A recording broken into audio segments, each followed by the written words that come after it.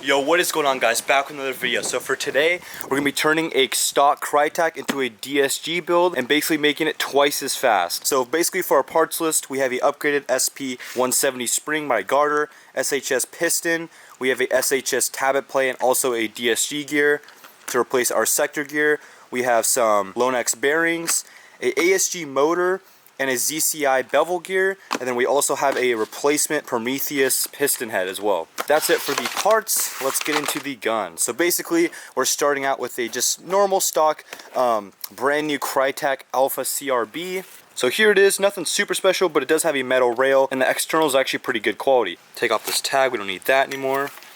This is a gun pretty stock, as you could see. We're going to be doing all internal work pretty much, so it's going to be basically looking like this at the end as well. So our first main problem we have to deal with is this gun is actually not wired to Dean's, and we're actually not changing the MOSFET because we're trying to do this on a relatively low budget. So we're actually going to be wiring the stock MOSFET to Dean's. Dean's is overall better than the old connectors, and that's the only kind of batteries I have, so that's the first step to our build. Alright, so this is the stock connector. I'm going to be rewiring this to Dean's. After I'm done with the soldering, I'm going to change the motor, the gears, and some of the other internals in the gearbox as well to make this thing shoot twice as fast and shoot a lot more crisp. But first we're going to get it resoldered to Dean's, and then I'm going to shoot it just the gun completely stock with no upgrades and see how it performs out of the box. Alright guys, we just soldered the gun to Dean's. Now let's see the trigger response. So here's the gun set up with a 11.1 LiPo. Again, it's rewired to Dean's now.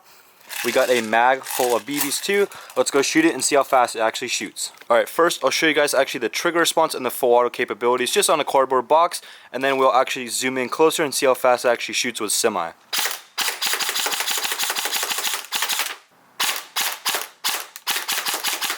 So actually not too bad. Let's see full auto.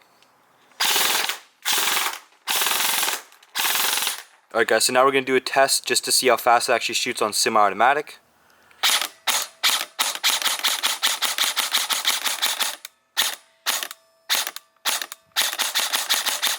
Again, so not super slow, but we can definitely make this way faster. But this is where it gets really interesting. This is the full auto.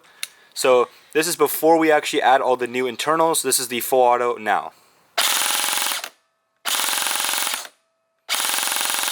So not too bad again, but also we're going to be making this twice as fast and sound way cooler. And also semi-response is going to be increased a lot as well. So our first step in disassembling the Krytac CRB is we're going to be needing to remove the upper receiver and the lower receiver. So with Krytacs, it's kind of unique. With these second gens, I believe you just have to actually take an Allen wrench and twist off these little nuts on the top. I'll show you guys what that looks like in a sec. So just going to take kind of normal Allen wrench. Obviously you have to have the right size. And it's kind of screwed off. It doesn't seem like they Loctite it or anything, so that's good. So these are relatively easy to take off. Boom. Alright guys, so once the top is actually out, all you have to do is take a punch in a rubber mallet and just kind of lightly tap it out, not to mess up the body. And obviously we're going to repeat the same process on the front side. Alright guys, so we actually got the lower away from the upper receiver. It turns out actually this front pin only on Krytacs is the only pin you actually need to remove to actually get the upper and the lower disassembled from each other. When it comes down to this upper receiver, obviously here is the hop up and the barrel assembly in there. But for this build in particular, we're actually not going to be messing with the upper receiver at all. We're just going to be messing with the lower receiver and going into the gearbox, changing the gears or compression, etc., and the motor and stuff like that. So basically, our first steps are there is a screw in the buffer tube we're going to need to be taking out, and then also we're going to be taking out the motor plate and then the motor grip itself, and then disassemble the mag release. And then last guys, before we get this actually out of the body, we're going to be taking this little tiny metal bar on top of the trigger out, and then once that's out, the gearbox and the lower receiver will disassemble from each other, and then we can continue to work on the gearbox. Just a little tip when it comes down to Krytacs, all you have to do to actually get the stock out from the buffer tube is obviously press this up to get to the back position, and then once this is all the way up, you're going to want to pull this up as well. And then these little fins too, once it's already pulled up in this position, you pull further up on these little fins upward like so. And then once you do that, you can actually remove the stock from the buffer tube. Alright guys, we just got to the gearbox. We actually took it out of the lower receiver. Now we're actually just going to flip it over and then take out all these little screws around the perimeter of the gearbox, and then once that's done, we're going to see what's inside. So first actual problem we ran into when trying to get the gearbox shells separate from each other is there's this little kind of tab where you actually adjust the hop up to. It goes back like that. When you're trying to remove this screw specifically on the top, it actually won't come out. It's kind of under these black little tab. So we're going to have to actually just end up taking these 4 screws out and just removing this little black piece, and then continuing on to remove these black screws on the top of the gearbox shell. Alright, so when it comes down to actually the new Krytac generation gearboxes, so it's actually a quick change spring guide. So basically all you have to do is the spring guide will be sitting in the gearbox like so, and it has this little indent on the actual spring guide itself where you can put a flathead and actually turn it 90 degrees, and then the spring guide will actually be, instead of like this position, when you turn it like this, there's actually indents in the gearbox on the lower and upper part. So when the spring guide turns 90 degrees, you can actually take it out of the gearbox, and also you could take out the spring too. That just helps it be a lot more easier when taking the gearbox apart, and you don't have to worry about the spring shooting out or everything shooting out when you're trying to take the shells apart from each other. Alright guys, so we actually got these shells separated from each other. This is what the inside of a Krytac CRB gearbox looks like. We got the cylinder head, nozzle, tabbet plate, the piston head is actually in here as well. I'll take that out real quick. Here's the actually piston head itself on the end of the piston, that little black part at the top. And then we also have the sector gear, spur gear, bevel gear, and then the trigger system, obviously, safety latch, and then the electronics. This is how they work. So basically, any normal AEGs, this has this little back trolley. Once this back trolley, when you pull the trigger, gets in contact with the front trolley, that sends a electrical signal to the motor. Here's the Krytac motor. Basically, this little gear on the top spins. That makes this gear spin, that gear spin, and then that gear spin, and then the piston goes back and forth. The tabbet plate goes back and forth, piston goes back and forth, the nozzle goes back and forth, letting a BB go inside the hop-up and then be shot out with compressed air. This is the Krytac MOSFET we're going to be using as well. We're going to be changing some of the gears. I think we're going to be using the stock Krytac spur gear, but changing out for an SSS DSG gear, and then changing the actual bevel gear out to a stronger one from ZCI. We're also going to be changing the piston head, the piston itself, and some other minor things too, and I'm going to be showing you guys how to shim a gearbox shell. Alright guys, so first up in this gearbox, we actually went ahead and took out all the gears, electronics, all that stuff in there that we don't need, a compression system, etc. First thing we're going to need to do, obviously I removed the selector plate, you're going to need to do that. Take out all these bearings actually on each side of the gearbox, and we're going to replace them with our new improved Lonex bearings. Usually bushings tend to be a little bit more stronger and easier kind of to take out, because you usually just want to put a kind of a punch in there and just slowly kind of tap it out. Bearings can sometimes get damaged in the process, but since we're putting new ones in, it doesn't matter too much. But when you're installing your new ones and taking out your old ones, I usually just use a punch and a rubber mallet, but try to tap it very lightly at first to not actually destroy the bearings when you're installing them or taking them out. And yeah, don't be like me when you're taking out your bearings and completely destroy your table. RIP. Alright guys, so we actually have our stock Krytac spur gear all ready to go. We're actually going to go ahead and lube our new ZCI bevel gear and our new SHS DSG gear. So once these are lubed up, we're going to kind of put some shims on them and try to start testing. Obviously, I'll put a video down below if you guys are curious in the precise way of shimming. I'm not an expert by any means when it comes down to shimming, but there are some very good techs on YouTube, so I'll link their stuff down below if you're curious how to properly shim a gearbox. Alright guys, so actually we have all the gears shimmed now. Everything looks to be checked out. We did all the tests. We did the pinion to bevel test, bevel to spur test, and then the sector to spur test, and then all 3 of them were actually in the gearbox, obviously with all the screws in to seal it up, and then that was great too. So all the tests are checked out. Now we just have to throw in all of our electronics, our compression, and add our new parts, and then put together the gearbox and see if it works. Alright, so putting back the stock Krytac MOSFET and electronics, all we have to worry about is this screw right here. And then obviously making sure the wires go back in the right place. That's really important, because you don't want your pinion gear to come up into the gearbox when it's contacting the bevel and tear up the wires. That's happened to me in the past and is not good. Once you get the spring installed as well, the trolley will be functional. And then don't forget about these MOSFET screws as well. You'll have one at the top here and then the one at the bottom. Another quick note about building DSGs in general, usually when it comes to stock gearboxes, you're going to actually have to radius them, but luckily it turns out that I guess the new Krytac actually pre-radius the gearboxes from the factory, which is actually really cool. See where actually all these corners are on the gearbox, where this little window is? There's these little circles as you can see here. That's actually fully radius for us, so that basically just disperses the energy in the gearbox. That's actually really important in building DSGs because it's a high stress build, but fortunately this gearbox, when it is radius, should be strong enough for our build. Another thing too with DSG builds is you're actually going to have to trim the tabbet plate a little bit. So on the top here is actually our finished product, and then the bottom is actually the stock Krytac tabbet plate.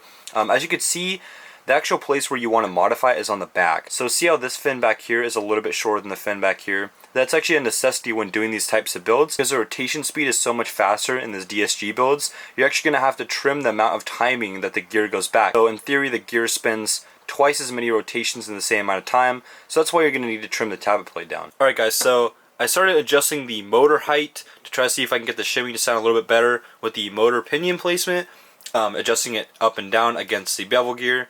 So, you know, twisting it so it goes up and down a little bit. But, so basically when I was test firing it, the cylinder head stub thing that holds the nozzle on there actually just ripped off and broke.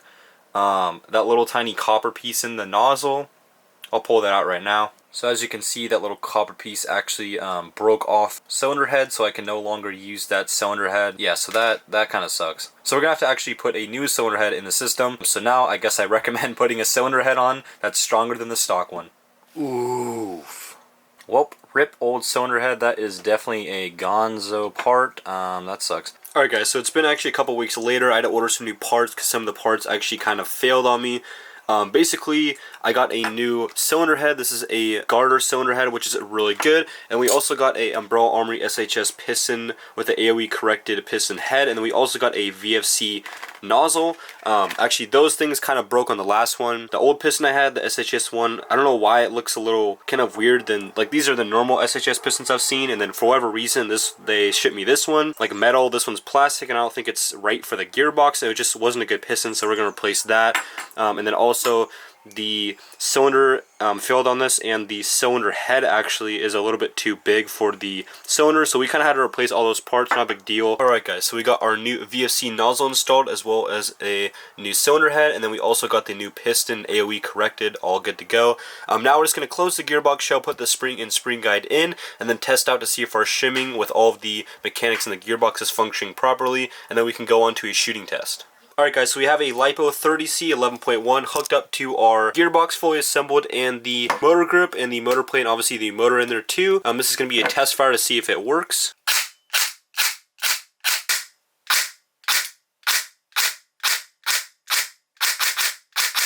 So there's the semi, and then let's go over to some full auto.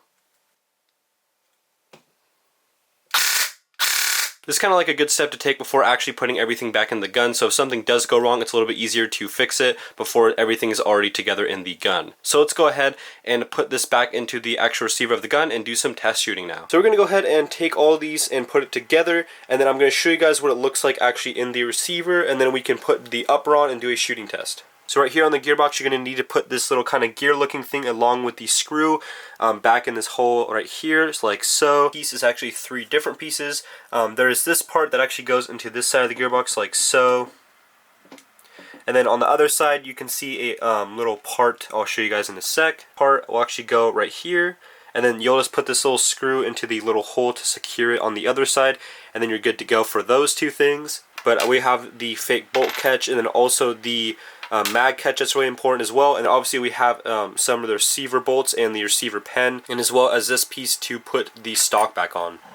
Alright, so I went ahead and kind of put everything together so I didn't bore you guys, but basically I put the gearbox in the receiver, and the next we're actually going to be taking the receiver and putting on the top and then seeing if everything works. Obviously we're going to put the stock back on as well and a battery in there, and then we're going to go ahead and throw a mag in, and then we'll see if it all works. Alright, so here's the semi.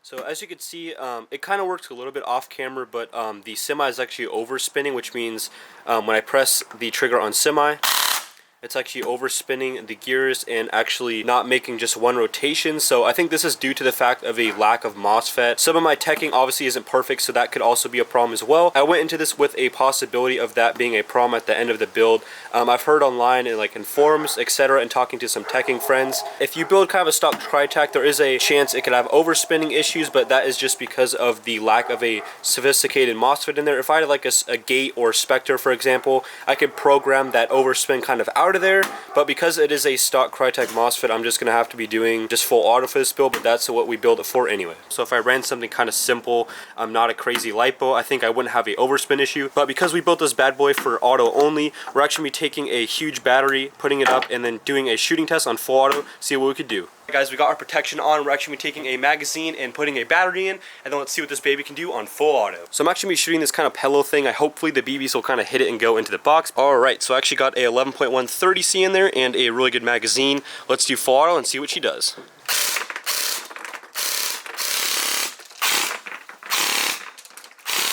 Let's see what it does with some black BBs. I actually turned the hop up a little bit, and that actually helped with the misfeeding problems. So this is with the black BBs. If you can't see the black BBs, obviously they're going to be kind of ricocheting on the black pillow there. So kind of you see it, just look at that pillow.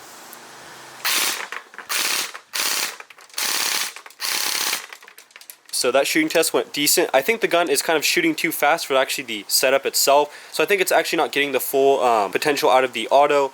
But let's do some kind of dry firing to see what it sounds like. See, it's overspinning even on semi because of the lack of a sophisticated MOSFET in there. But again, it's something I could probably solve with maybe a weaker battery. But I only have kind of stronger LiPos at the moment, so I can't really do that. So on full auto, here is the result.